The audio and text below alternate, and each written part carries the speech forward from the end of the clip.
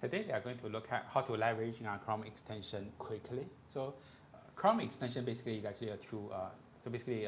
Chrome being one of the most popular browsers, itself is actually not the most popular part. It's actually not the It's basically like the Android phones or the iOS phones.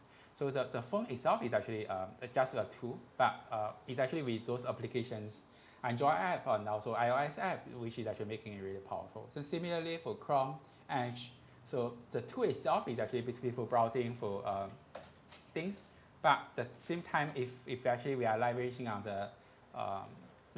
the extensions, this is actually basically adding those applications to the platform, similar to Android and also iOS. But the platform here, equivalent to iOS, is actually Chrome. So today we are going to look at let's just add this the simple extension for now. So so right now actually I got this tree extension here. Normally, I think when people use it, this is the extension. For example, they probably click it, then do those kind of things. So for example, click here, then can browse through the types. So it actually can browse through here, then similarly can actually browse through. Similarly for this one, just click it, then add in those things. So let's see, we want to go call this kind of things. So if we do a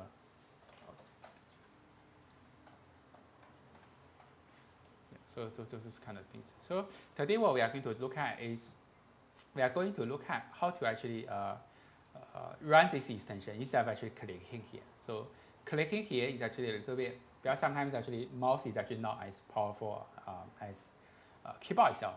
We are actually basically moving this cursor here and there. But that's one way actually to construct, for example, to tell how do we actually leverage these things. So for example, for this one, for this extension, shortcut for URL, instead of actually clicking here, moving my mouse, there's actually a way to basically activate this extension, which is Alt-S.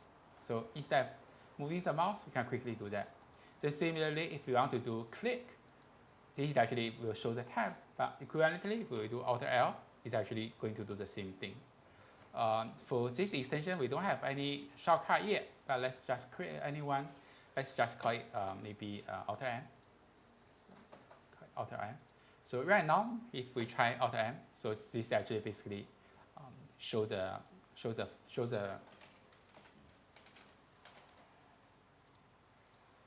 stuff. So that's probably for this piece. This is Chrome. So for Edge, it's similar. So the URL will be a little bit different. So for Chrome, basically it's Chrome extension shortcut. Then Edge will be basically Edge extension, then keyboard shortcut.